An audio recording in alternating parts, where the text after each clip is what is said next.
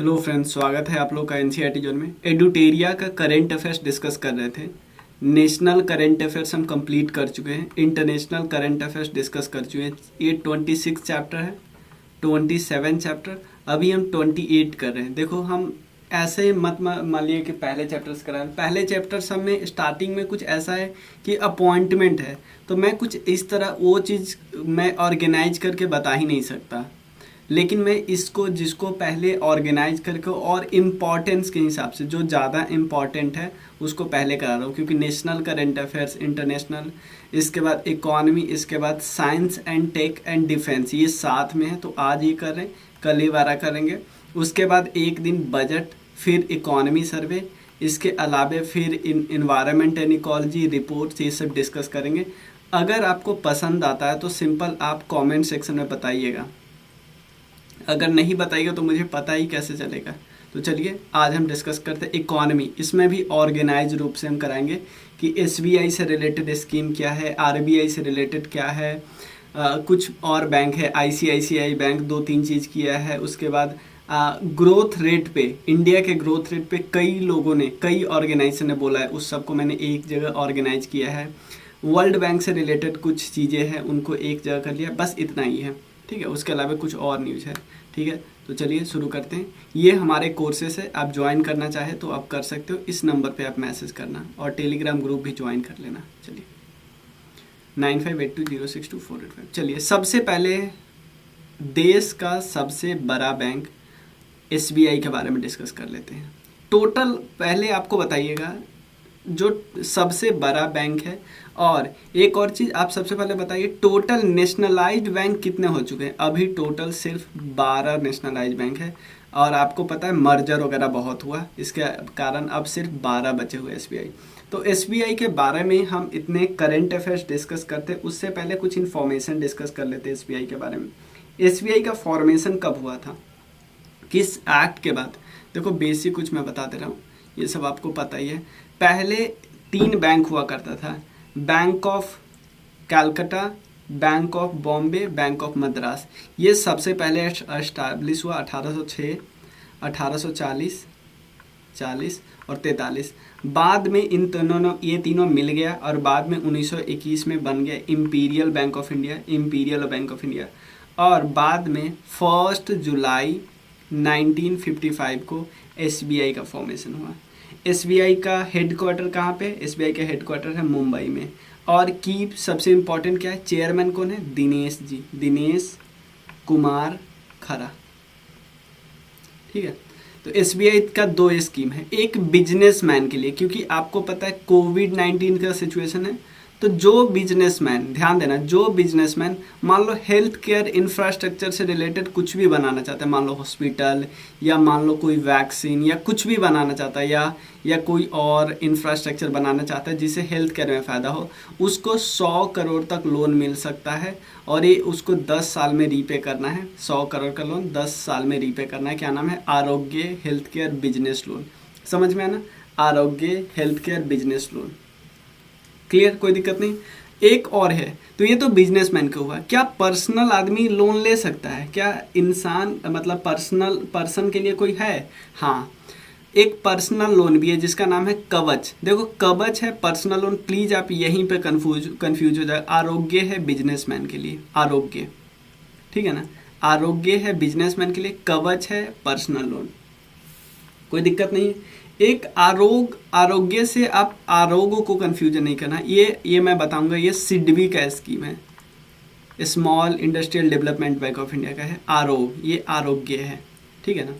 और चलिए ये, और एक और है आरोग्य सेतु, वो तो हमें पता ही है, वो तो गवर्नमेंट ऑफ इंडिया का ही है, आरोग्य सेतु, ठीक है ना। वो हमें जब डलवा रहे थे वो स्टार्टिंग में, कोविड-19 के स्टार्टिंग में, चलिए ऐप था ये भी, उसमें ना आरोग्य हेल्थ केयर बिजनेस लोन। एक है कवच व्यक्तिगत ऋण योजना, पर्सनल लोन दिया जाएगा। इसमें 5 लाख का लोन मिल सकता है। आपको ब्याज कितना होगा? 8.5% पर एनम, और 60 मंथ में आपको चुकाना है, ठीक है। ये हो गया। उसके अलावा और भी कुछ चीज़ें हैं एसबीआई से रिलेटेड। एक एसबीआई पे 2 करोड़ का फाइन लगा है, किसके द्वारा? आरबीआई ने। आरबीआई फाइन भी लगाता है।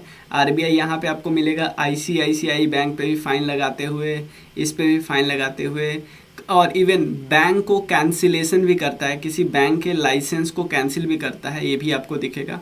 ठीक है, तो आरबीआई का काम यही से लिंक हम लोग कर लेंगे। तो आरबीआई ने 2 करोड़ का फाइन लगाया एसबीआई के में। जो आरबीआई का जो प्रोविजन वगैरह होता है, एक्ट वगैरह, उस नियमों का ये उल्लंघन किए। और एक ऐसा एक्ट था कि जो एसबीआई में जो एम्प्लॉय काम करते हैं उनके रिनमरेशन से रिलेटेड उनको कुछ देना होना होता है इनकम का, उसमें इन लोगों ने इस प्रोविज़न का उल्लंघन किया, इसलिए 2 करोड़ का फाइन लगा। और एक और है म्यूचुअल फंड, तो आपको पता ही है। आप मुझे बताइए म्यूचुअल फंड को ऊपर से कंट्रोल कौन करता है? SEBI, security exchange board of India, याद रखिएगा। सेबी एसबीआई का जो म्यूचुअल फंड है वो पहला म्यूचुअल फंड कंपनी है जिसने क्रॉस किया है 5 lakh crore average asset under management. ये पहला कंपनी है। ऐसा नहीं कि हम लोग म्यूचुअल फंड सही है कि ऐड देखते हैं तो वो बहुत बड़ा हो गया, नहीं। म्यूचुअल फंड सबसे बड़ा किसका है? एसबीआई वाला म्यूचुअल फंड है। ठीक है ना। तो 2 स्कीम हमने देख लिया, 2 करोड़ का लोन फाइन लगा, उसके बाद एसबीआई का म्यूचुअल फंड देख लिया। ठीक है, एसबीआई के बारे में थोड़ा सा हम बता दें कि पूरी दुनिया में 43rd लार्जेस्ट बैंक है पूरी दुनिया का। और एक रिपोर्ट आती है फॉर्चून ग्लोबल 500, ये पूरे 500 कंपनी का होता है, उसमें 221वें नंबर पे है। एकमात्र बैंक है इंडिया का। और पब्लिक सेक्टर बैंक है, तो हमें पता है ये लार्जेस्ट पब्लिक सेक्टर बैंक है। ठीक है ना, लार्जेस्ट पब्लिक सेक्टर मतलब पूरे इंडिया का लार्जेस्ट है, ये ध्यान रखिएगा। और तो लार्जेस्ट बैंक है, कितना मार्केट शेयर है?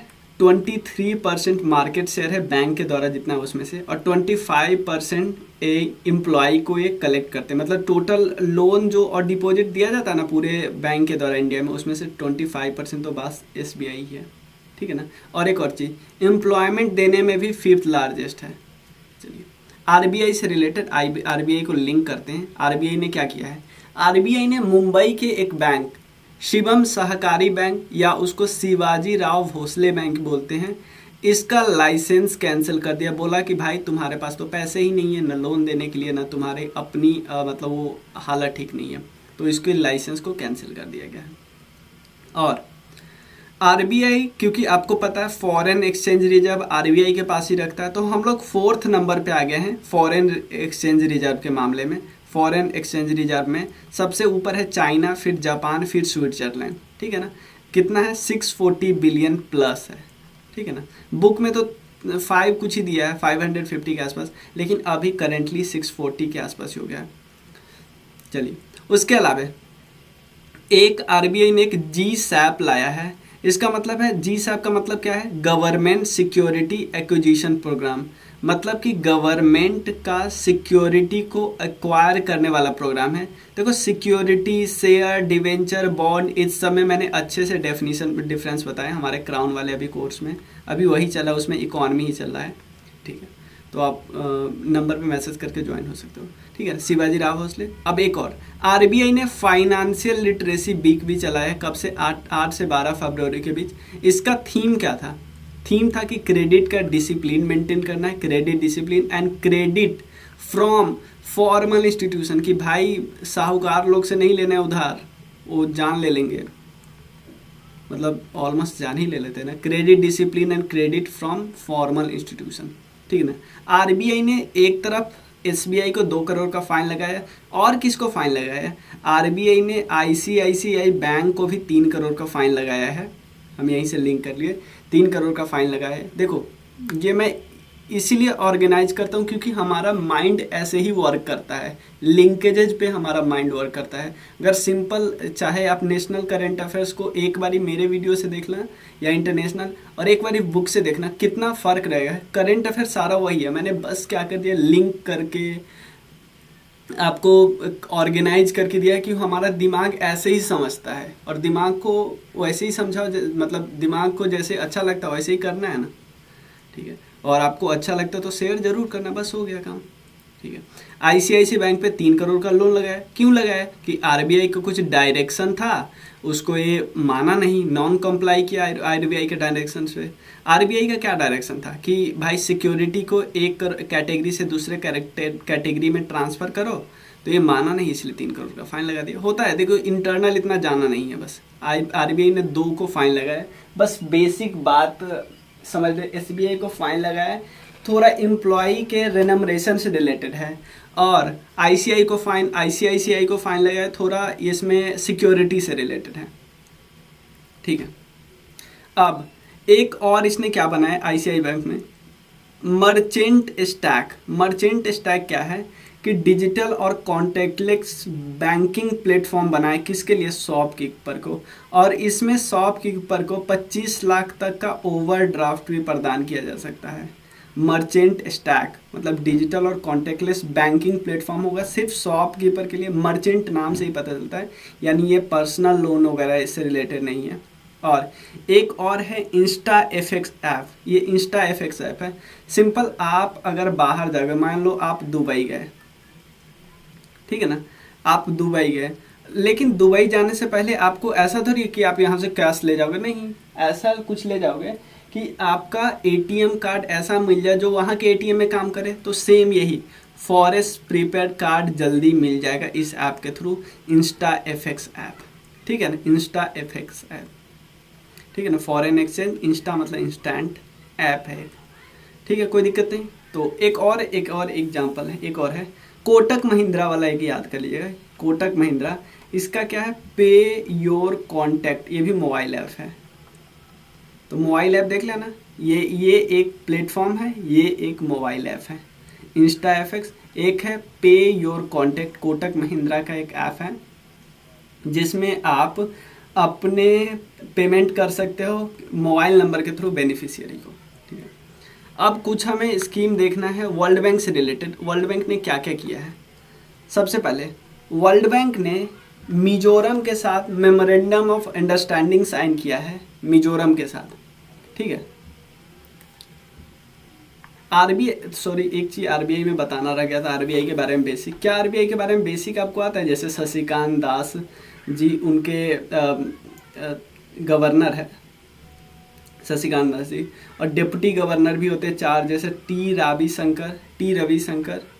रविशंकर, एमके जैन, एमडी पात्रा और मिस्टर राव, ये सब आरबीआई के डिप्टी गवर्नर है, ठीक है। और आरबीआई के कुछ स्पेशलाइज्ड डिवीजन भी है, जैसे एक deposit insurance and credit guarantee corporation, deposit insurance and credit guarantee corporation, ये इंश्योरेंस वाले मामले को डील करता है। उसका national payment corporation of India, ये पेमेंट और सेटलमेंट सिस्टम को देखता है। उसके अलावा रिजर्व बैंक इंफॉर्मेशन टेक्नोलॉजी है, जो आईटी साइबर सिक्योरिटी वगैरह देखता है। उसके अलावा ये Indian financial technology and allied services, ठीक है ना, ये अलाइड सर्विसेज वगैरह देखता है। मतलब ये बस आरबीआई के और स्पेशलाइज्ड डिवीजन है। एक और है भारतीय रिजर्व बैंक नोट मुद्रण, ठीक है ना, मतलब एक और है भारतीय रिजर्व बैंक नोट मुद्रा, मतलब ये जो क्वाइन वगैरह को मिंट वगैरह करने के लिए, बैंक नोट छापने के लिए, ये सब के लिए है। तो आरबीआई के स्पेशलाइज कितने हैं? एक ये अगर आपको 4 ऑप्शन आ गया कि इसमें से आरबीआई का स्पेशलाइज्ड कौन नहीं है, तो आप बता सकते हो कि इसमें से जो नहीं ऑप्शन में होगा तो बता देना है। क्या है? भारतीय रिजर्व बैंक नोट मुद्रा, उसके बाद deposit insurance and credit guarantee corporation, national payment corporation of India, reserve bank information technology, और एक Indian financial technology and allied services. 4 नाम हमने देख लिया, हो गया। चलिए वर्ल्ड बैंक की बात कर लेते हैं। वर्ल्ड बैंक ने मिजोरम के साथ एमओयू साइन किया कि आपके यहाँ हम हेल्थ केयर फैसिलिटी करेंगे और आपको $32 मिलियन हम लोन दे रहे हैं। और इंडिया के साथ एमओयू किया है कि 100 करोड़ रुपया खर्चा करेंगे। जो सोलर रूफटॉप प्रोग्राम है ना, सोलर रूफटॉप प्रोग्राम, जो हमारा प्रोग्राम है सोलर एनर्जी में, उसमें एक मेजर है रूफटॉप पे सोलर वाला, तो उसके लिए हमें वर्ल्ड बैंक लोन दे रही है। ये एक क्रेडिट गारंटी स्कीम है, क्रेडिट गारंटी स्कीम है। क्रेडिट आपको मिलेगा, किसके लिए स्पेशली है, एमएसएमई के लिए है, कि एमएसएमई को अगर कोई लगाना है ना तो उसको डेट मिलेगा। एमएसएमई को अगर सोलर यूनिट एस्टैब्लिश करना है ना तो उसको डेट मिलेगा। ये नॉर्मल बात है कि एमओयू सोलर रूफटॉप के लिए, याद रखिएगा। उसके बाद वर्ल्ड बैंक ने एक रिपोर्ट भी निकाल लिया यार, क्या नाम है रिपोर्ट का, migration and development brief report. इसमें बताता है कि इंडिया में सबसे ज़्यादा पैसा आता है किस चीज़ का, रेमिटेंस का, पूरी दुनिया से, और ये 2008 से आ रहा है। और इंडिया में सबसे ज़्यादा लोग इंडियन कहाँ पे रहते हैं, यूएई में, उसके बाद यूएसए में, उसके बाद सऊदी में, सऊदी अरेबिया। ठीक है, तो ये सारे हो गया। उसके अलावा एक और है, देखो हमें वर्ल्ड बैंक दिया पैसा, हम किसी को दे रहे हैं, देखो हम दे रहे हैं, हमारा Exim bank, export import bank, किसको दे रहा है पैसा, एक ग्रेटर माले कनेक्टिविटी प्रोजेक्ट है। ग्रेटर माले कनेक्टिविटी प्रोजेक्ट है जिसमें माले, जो कि मालदीव्स की कैपिटल है, उसको बाकी आइलैंड से जोड़ना है, बाकी आइलैंड से जोड़ना है, ताकि माले में जो बहुत ज़्यादा पॉपुलेशन डेंसिटी है उसको कम किया जा सके, थोड़ा ट्रांसफ़र किया जा सके दूसरे आइलैंड में। लेकिन ये तभी होगा जब माले और बाकी आइलैंड कनेक्टेड होंगे, समझ में आया। इसके लिए अब कुछ ग्रोथ रेट वाला है, कुछ लोगों ने ग्रोथ रेट के बारे में बोला है। उससे पहले समझिए, चाइना और इंडिया में सबसे ज़्यादा, मतलब इंडिया का लार्जेस्ट ट्रेडिंग पार्टनर है चाइना, दोनों के बीच अभी ट्रेडिंग है $77 बिलियन। ठीक है, चलिए अब देखो कुछ ग्रोथ के बारे में बोलते हैं। कुछ लोगों ने बोला है जैसे एनएसओ। एनएसओ क्या है, national statistical organisation. National statistical organisation कौन है, सीएसओ पहले नहीं था, सेंट्रल स्टैटिस्टिकल ऑर्गेनाइजेशन, और एनएसएसओ, ये दोनों अब जुड़ गया है, उसको बोलते हैं एनएसओ। एनएसओ ने बोला कि 2020-21 में हमारी जो ग्रोथ है वो -7.3% रहने वाली है। वर्ल्ड बैंक ने क्या बोला कि हमारी ग्रोथ 2021 में 8.5% होगा, 2022 में 7.5% होगा। यूनाइटेड नेशन का DES है, क्या है इसका full form, department of economic and social affair, department of economic and social affairs. ठीक है ना, इसका हेडक्वार्टर कहाँ पे, न्यूयॉर्क में, न्यूयॉर्क। ठीक है, और ये एक्चुअली पार्ट होता है यूनाइटेड नेशन सेक्रेटेरिएट का, याद रखिएगा, part of United nation secretariat. और एक और चीज़, ये SDG के गोल को फुलफिल करने में भी मदद करता है, United nation department of economic and social affair, समझ में आया ना। इसने बताया कि 2022 में हमारा ग्रोथ रेट रहेगा 10.1%।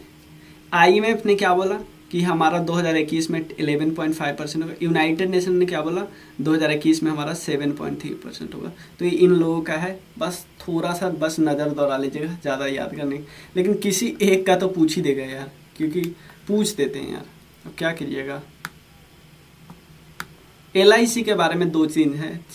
LIC तो आपको पता है लाइफ इंश्योरेंस कंपनी है, ये पहली बार अपना IPO रिलीज करी। इसका मतलब अभी तक ये अपना शेयर पूरा गवर्नमेंट के पास था, अभी पहली बार इनिशियल पब्लिक ऑफर होता है ना, पहली बार अपना शेयर बेच रही है। ठीक है ना, प्राइमरी मार्केट में।